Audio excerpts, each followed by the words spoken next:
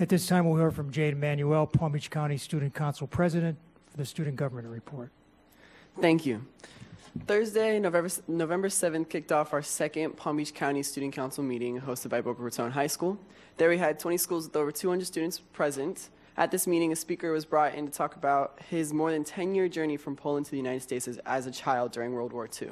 He brought light to the hardships he endured as a child on his journey. He emphasized never to take anything for granted because you never know how long it'll stick around. Good leaders take advantage of every opportunity they receive, and he made sure to let us know not to not let it go to waste. The service project at this meeting was creating Thanksgiving gift baskets to be delivered to specific elementary school families that cannot afford to have a Thanksgiving dinner on their own. In addition to the service project, Wellington High School proposed a resolution that was successfully passed by our members with a unanimous decision. It should be ready for me to bring to you all at the next school board meeting in December. Thank you.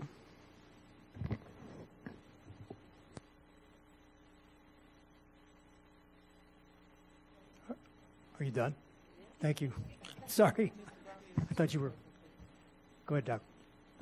At one of our recent meetings, Ms. Whitfield brought up the idea that each high school's graduation robes, each high school would just have a single color. And it was my suggestion that it be taken to the student council organization to make a recommendation to their respective schools. So there is, I don't personally think that's something we should impose. I think it should come from the students. I just want to make sure that you were aware of that request. I heard about it. So you're saying that the schools will decide what colors, though, or like if it's a single color or not? Is that what you're saying? That's my suggestion, that you take Mrs. Whitfield's recommendation and have the students evaluate it and take it to their respective schools. Okay. Ms. Brill. I'll hold my thoughts. Okay. All right. Thank you, Jaden. Construction Oversight Review Committee, Mr. Doctor. President Manuel, if you have homework, you may go.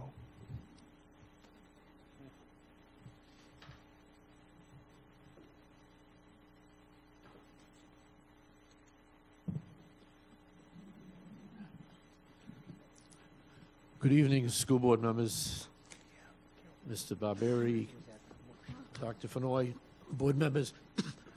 My name is Lou Doctor. I'm here representing a Construction Oversight and Review Committee. We met on November 14th, our last meeting. We have an assigned complement of 14 people. We have 13 members. We're urging the board to finish our complement by adding one more person. There were 11 active members at this particular meeting. On your consent agenda, section 14, Cork reviewed under your facilities construction FC1, Coniston Middle School, sales tax renovation with an increase of $201,000. The item was pulled in order to discuss the scope and the details, and Cork was satisfied with the information that was provided by staff, and we recommended it move forward by a vote of 11-0. On FC2, Jupiter Community High School Wetlands Laboratory was a credit of $4,300. It was moved forward on consent. And FC3, term limits for the Construction Oversight Review Committee chairperson, that was recommended we go forward on consent. As you remember, we need board approval in order to authorize a person to serve the next year after his 6 years of continuous service complete. And we'd urge you to approve that. Dave Porter has been our chair for 7 years now. He does an excellent job, and we're happy that he continues to serve us. Under construction purchasing, PC1, pre-qualified vendors, there was one new vendor and 3 renewal vendors added to the list. That was moved forward on consent. On PC2, invitation to bids on the Dreyfus School roof replacement, Cork pulled it for discussion. We thought it was an unusual situation that one vendor bid the job and he's awarded for the job. It turns out we have something like 60 approved vendors on our approved vendor list, and we question why only one vendor was bidding the job. It turns out that it was a response from industry when they were queried that they had plenty of work, their schedules were filled, they couldn't meet the time constraints and the work constraints that we require to do roof work on occupied buildings, and that's why they declined to bid. The vendor that did bid has worked for us before. We're satisfied with him. He do a competent job. Under those circumstances, we recommended it go forward by a vote of 11-0. PC3 was design services for Jupiter High School modular classroom installation. That was approved on consent. And PC4, Meadow Park Middle School, Elementary School roof replacement, that went forward on consent. On your agenda item 17 is called New Business. Review the Planning and Intergovernmental Relations Project. It's the PIR3 Jupiter Property Acquisition. The proposal is to purchase a 1-acre piece of property that's located on the Jupiter Community High School site. It's the southeast corner of the site. It's privately owned, and it's a developed site. There's an occupied building on the site, and the seller, the owner, has it up for sale. We had an excellent presentation from your school chief, Chief Kurtzow, on what his plans were for the site. He hopes to use it to supplement his facilities in terms of handling the large increase in offices. There are approximately 30-some-odd schools that he could service out of that location. It's easily adaptable for his purposes. Surrounded by parking lots, it's a superstructure, has a drive-through access to it, has access on Military Trail and Pena Drive. So those were the details that he presented to us. Cork had a lengthy discussion on it. What I'd like to do is tell you the vote and then tell you the reasons for the vote.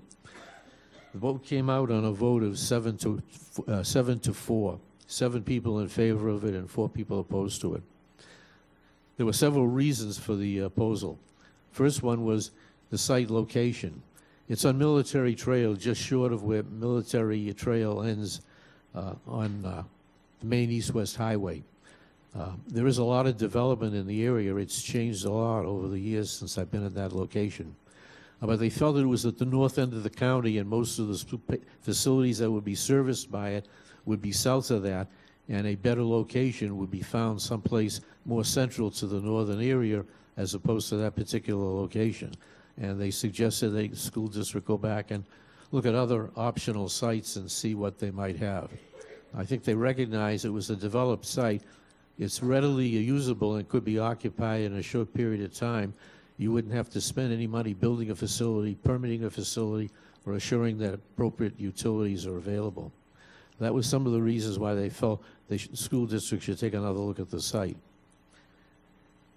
The second area of concern was the cost of the facility.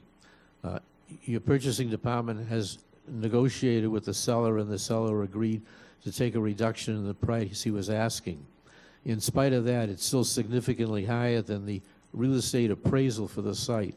You got 2 appraisals, they averaged it, and they came out with the value of the appraisal and versus the purchase price that the individual who's selling it is offering it. Behind the scenes, we're also informed that there's other interests in the site from commercial industries who might be interested in bidding and obtaining the site. So there's some urgency that we make a decision, we move forward, or we could lose the opportunity to obtain the site.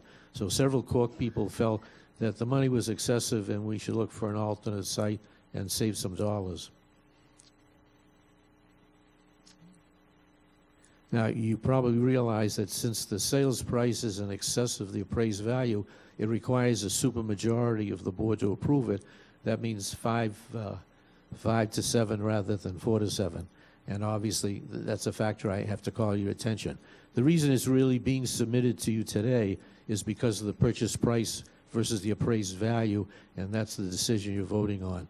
The rest of it is support material on why the site is being suggested and what the Cork reaction to it was. And I'd be happy to answer any questions you might have on that. Any questions? Thank you. Oh, Dr. Robinson. So you expressed some sense of urgency because there might be others who would come after the property. As I understand, the last court meeting was the second time this item was brought before court. Am I misunderstanding? No, you're correct. It was withdrawn from your agenda, although it was presented to Cork. Cork voted it down at the last meeting, and the reason is Cork felt there was an insufficient justification for purchasing the land, and they wanted to know what it would be used for. It was suggested that it might be a possible police substation, but there was very little backup to it. This time, your chief gave us a detailed presentation of the facilities that were supported, his plan for use for it, and why the nature of the site, basically a school building with petitions, office space, and a secure area, would be ideally suited. It's surrounded by sufficient parking, and it has readily access to main roads. So Cork felt that that answered the concern from the previous question, and we could go forward, but the additional items, as I discussed, were presented. Follow. And so was there any conversation, was Cork presented other sites that were considered? No, Cork didn't receive any other sites or any information about alternate sites being considered. Okay. All right, thank you so much. Thank you. Any other questions? All right, thank you, Mr. Tucker. Thank you. District Diversity and Equity Committee?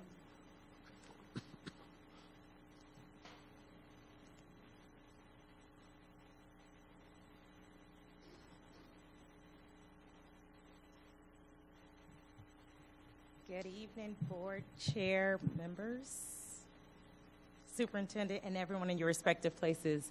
Charmaine Postal, chair of the District Diversity and Equity Committee.